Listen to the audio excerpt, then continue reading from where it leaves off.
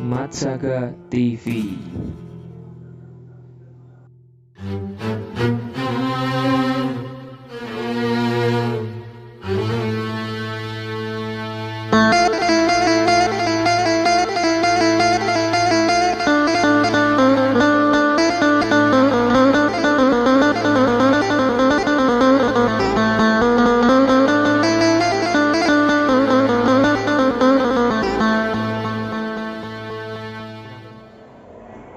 Assalamualaikum warahmatullahi wabarakatuh. Waalaikumsalam warahmatullahi wabarakatuh. Alhamdulillahi rabbil alamin. Alhamdulillahilladzi an'amana ala dinil Islam. Asyhadu an la ilaha illallah wa asyhadu anna Muhammadan abduhu wa rasuluh. Allahumma salli wa sallim wa barik ala sayyidina Muhammadin wa ala alihi wa sahbihi ajma'in, amma ba'd. Hadratal muhtaramin wal mukarramin, kepada seluruh pemirsa pengajian pada kesempatan kali ini, marilah kita panjatkan puji syukur kehadirat Allah Subhanahu wa taala atas limpahan rahmat hidayahnya serta nikmatnya kepada kita semua dengan bacaan kalimatut tahmid bersama. Alhamdulillahirabbil alamin. Kedua kalinya sholawat serta salam semoga tercurahkan ke pangkuan Nabi besar Muhammad sallallahu alaihi wasallam. Semoga kita kelak mendapatkan syafaatnya. Amin ya rabbal alamin. Para pemirsa yang budiman, pada kesempatan kali ini kita semua masuk dalam bulan yang dimuliakan oleh Allah Subhanahu wa taala, bulan Ramadan yang penuh dengan kemuliaan. Allah Subhanahu wa taala saja memberikan atau mengucapkan bahwa, menyampaikan bahwa bulan ini penuh dengan kenikmatan dan kemuliaan. Oleh karena itu kita dianjurkan oleh Rasulullah Muhammad SAW untuk memaksimalkan kegiatan di bulan Ramadan ini untuk ibadah kepada Allah Subhanahu wa taala. Apapun kegiatannya, marilah kita niatkan untuk beribadah, baik itu ibadah mahdhah maupun ghairu mahdhah. Utamanya di bulan Ramadan ini ada satu kewajiban bagi seluruh umat Islam di dunia ini, yaitu untuk puasa di pagi sampai sore harinya. Hal ini sebagaimana firman Allah Subhanahu wa taala, Bismillahirrahmanirrahim. Ya ayyuhalladzina amanu kutiba alaikumus syiyamu kama kutiba alal ladzina min qablikum la'allakum tattaqun. Dalam ayat ini Allah Subhanahu wa taala menekankan atau mewajibkan kepada kita semua untuk berpuasa. Puasa Ramadan. Puasa Ramadan ini menjadi sebuah penghargaan kepada kita semua, bagi umatnya Nabi Muhammad, yang tidak bisa dinikmati, yang tidak bisa didapatkan oleh umat-umat sebelumnya. Karena apapun di bulan Ramadan ini ternyata kelipatan pahalanya dilipat gandakan menjadi 70 kelipatan. 70 kali. Bahkan umat-umat sebelumnya, termasuk Nabi Musa alaihissalam, itu cemburu atas kenikmatan yang diberikan kepada umatnya Nabi Muhammad, yakni diberikan bulan Ramadan. Kenikmatan ini diwujudkan ketika kita mau membaca di kitab Turatun Nasihin. Nabi Musa alaihissalam saat itu berkomunikasi dengan Allah Subhanahu wa taala. Waqala Nabi sallallahu alaihi wasallam, ma min mu'minin yamutu halimin illa kataballahu lahu sawaba alfa halimin wa alfa syahidin. Wa ruwiya an Musa alaihi salam naji rabbahu faqala ilahi hal akramta ahadan misla ma akramtani haitsa astami'ani kalam. Qala Allah ta'ala ya Musa innali abdi ya innali ibadan akhrajahum fi akhir zaman fa akramahum bi syahri Ramadan. Jadi Allah Subhanahu wa taala telah menyampaikan kepada Nabi Musa sebelum Nabi Muhammad dilahirkan di dunia ini, Allah telah menyampaikan kepada Nabi Musa bahwa kelak di akhir zaman akan kami berikan kemuliaan kepada umat di akhir zaman, yaitu dengan puasa dengan bulan Ramadan.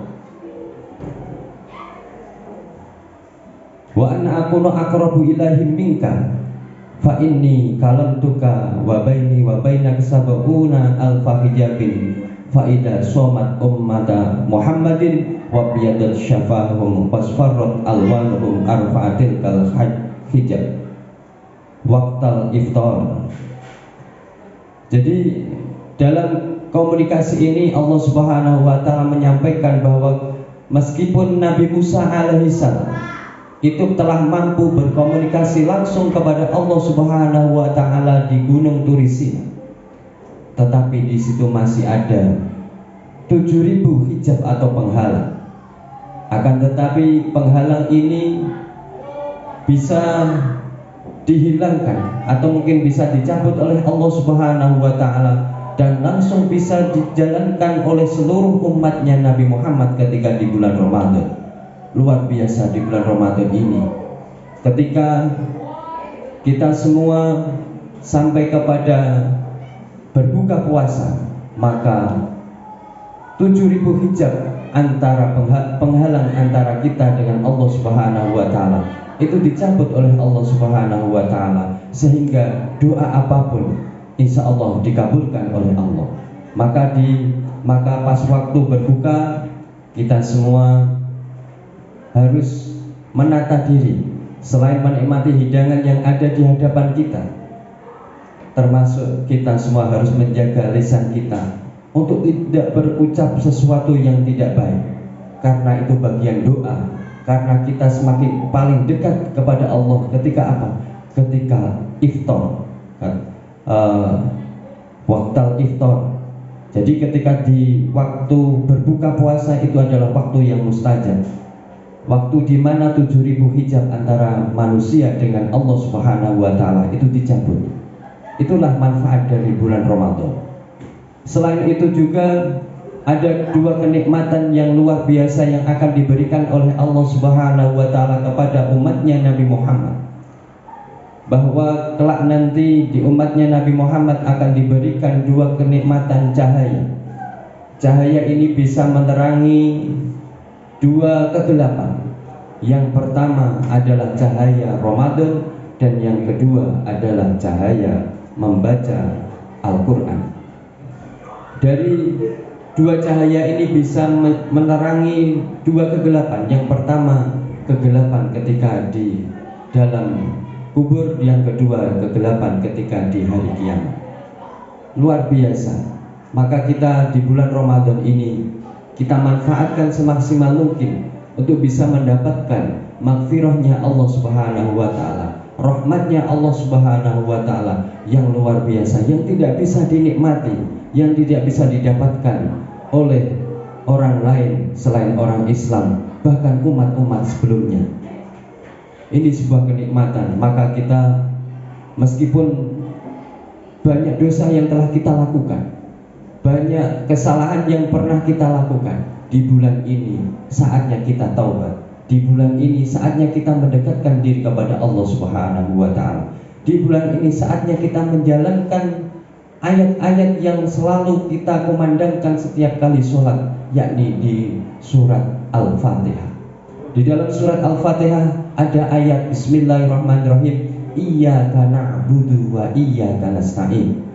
Iyyaka na'budu wa iyyaka nasta'in. Kalau dilihat dari segi tajwidnya, ketika kita membaca iyyaka maka harus ada penekanan di huruf ya-nya dengan karena di situ ada tasdidnya. Karena ketika kita mengucapkan kalimat Arab salah huruf, salah harokat, maka bisa berdampak kepada salah makna. Maka supaya kita tidak salah makna ketika kita sholat maupun membaca Al-Fatihah dalam kegiatan apapun, ketika membaca iyyaka maka itu harus ada penekanan. iyyaka na'budu wa iyyaka nasta'in. Nah, ketika dilihat dari segi tafsir, ulama tafsir menafsiri bahwa iyyaka ing panjenengan atau kepada engkau ya Allah kami menyembah, na'budu kami menyembah, wa iyyaka nasta'in dan kepada panjenengan ya Allah kami minta pertolongan. Ulama tafsir menyebutkan atau menyampaikan dalam memahami ayat ini luar biasa dalamnya. Kenapa iyyaka na'budu itu didahulukan daripada iyyaka nasta'in? Ini menunjukkan bahwa kita sebagai manusia harus mengawali untuk beribadah dulu, tidak mengawali dengan meminta dulu. Kemudian ketika kita sudah beribadah, maka kita setidaknya ada satu poin penting yang di hadapan Allah Subhanahu wa Ta'ala yang bisa mengabulkan atau bisa menjadi pertimbangan dikabulkannya doa-doa kita. Jadi jangan sampai kita berharap hanya berdoa saja kemudian dikabulkan tanpa yaitu beribadah. Di saat bulan ini mari kita maksimalkan ibadah kita kepada Allah Subhanahu wa Ta'ala sebagai sebuah ibadah, cara kita atau pendekatan kita kepada Allah untuk menjadi orang-orang yang selalu dekat kepada Allah Subhanahu wa Ta'ala. Yang kedua kalinya cahaya Al-Quran. Cahaya Al-Quran ini diberikan kepada umatnya Nabi Muhammad. Kalau di bulan Ramadan yang pertama, cahaya bulan suci Ramadan itu hanya didapatkan 1 bulan saja di antara 12 bulan. Artinya tidak seluruh bulan itu bisa dihukumi bulan Ramadan, hanya 1 bulan Ramadan ini saja. Jadi setelah bulan Ramadan 30 hari ini selesai atau 1 bulan ini selesai, bulan besok sudah tidak bisa mendapatkan kenikmatan bulan Ramadan. Nah, berbeda dengan cahaya yang kedua ini, yaitu cahaya membaca Al-Quran. Ini seluruhnya kapan waktunya itu bisa didapatkan oleh umatnya Nabi Muhammad. Dengan cara apa? Dengan cara membaca Al-Quran. 1 ayat, 2 ayat. Kebiasaan yang sudah dididik di dalam bulan Ramadan ini malah kita biasakan ketika di selain bulan Ramadan. Kita di bulan Ramadan suka membaca Al-Quran. Ada teman yang membaca Al-Quran tadarus di masjid, tadarus di rumah. Maka setelah bulan Ramadan, monggo mari kita membaca kembali Al-Quran kita, karena ini kitab sucinya umat Islam. Siapa lagi yang akan membaca kalau tidak umat Islam? Kalau kita sebagai umat Islam kok tidak membaca Al-Quran, maka yang kita baca apa? Nah, ini perlu menjadi renungan kepada kita semua. Selain itu yang perlu kita sampaikan bahwa Al-Quran syafi'an li ashabi. Jadi ketika bagi siapa yang mau membaca Al-Quran, maka Al-Quran nanti di akhirat akan berubah menjadi makhluk dan akan memberikan syafaat kepada orang yang mau membacanya. Ini sebuah kenikmatan yang luar biasa. Di akhir pertemuan ini, di akhir ayat tadi saya menyampaikan di surat Al-Baqarah ayat 183 bahwa Allah telah berfirman, ya ayyuhalladzina amanu kutiba alaikumusyamu kama kutiba alal ladzina min qablikum la'allakum tattaqun. Di akhir ayat di situ ada penekanan la'allakum tattaqun. Kok tidak tanha 'anil fahsya'i wal munkar? Ini ternyata ada sebuah hikmah yang luar biasa bagi kita semua, bahwa Allah itu menciptakan berbagai macam jenis ibadah yang harus kita lakukan. Ada sholat, ada puasa, ada zakat, ada haji, maupun ibadah-ibadah yang lain. Itu memiliki tujuan atau misi yang berbeda-beda. Kalau visinya sama untuk mendapatkan pahala dari Allah Subhanahu wa Ta'ala, untuk mendekatkan diri kepada Allah Subhanahu wa Ta'ala, tapi secara misi itu berbeda-beda ternyata. Nah, contoh ayat dalam Al-Quran menyebutkan ketika kita itu diperintahkan melakukan ibadah sholat, maka di situ ada ayat atau kalimat firman Allah, tanha 'anil fahsya'i wal munkar, untuk menjauhkan diri atau mencegah dari perbuatan keji dan mungkar. Jadi meskipun kita atau mungkin saudara kita atau masyarakat kita banyak yang melakukan kesalahan, banyak yang melakukan dosa, itu mungkin dia belum mendapatkan hidayah, tapi pesan kita kepada mereka, tetaplah untuk sholat. Karena dengan dia semakin selalu menjalankan sholat, maka akan dijauhkan sendiri dengan sendirinya untuk menjauhkan diri dari perbuatan keji dan munkar. Jadi tanpa perlu kita paksa dia itu harus sholat, kita pukuli dia itu harus sholat. Itu tidak mungkin, karena apa? Itu bagian dari hidayah dari Allah Subhanahu wa Ta'ala.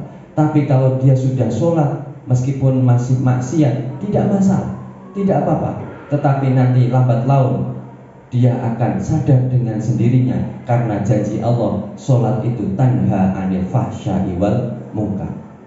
Kemudian bagi kita semua, bagi umat Islam, tentunya sholat, kalau sudah tahu teori seperti ini, dasar seperti ini, maka ketika kita ingin menjadi orang baik, maka jagalah sholat-sholat kita. Kemudian ketika kembali kepada ayat puasa ini, la'allakum tattaqun, ini adalah satu misi bahwa Allah pengen mendidik kepada kita semua. Saat ini tubuh kita itu baru ditune up oleh Allah, baru diservis langsung oleh Allah. Sel-sel yang mati di dalam tubuh kita ini yang harus hilang, itu akan diganti dengan cara puasa seperti ini, diganti sel-sel yang baru.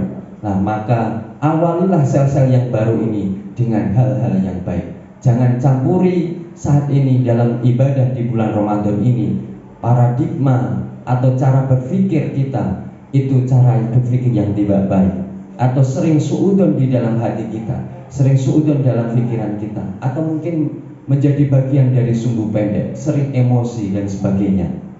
Maka di bulan ini sel-sel di dalam tubuh kita marilah kita awali, kita jaga dari awal.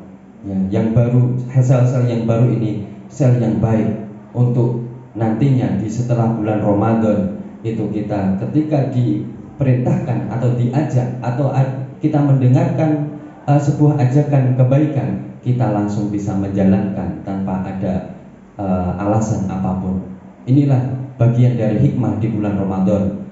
Di dalam bulan Ramadan kita diperintahkan untuk puasa dan dijanjikan untuk kepada kita semua dari Allah menjadi orang yang bertakwa, orang-orang yang sangat takut kepada Allah Subhanahu wa Ta'ala, untuk selalu menjalankan perintahnya dan takut ya untuk menjalankan atau menerabas larangannya.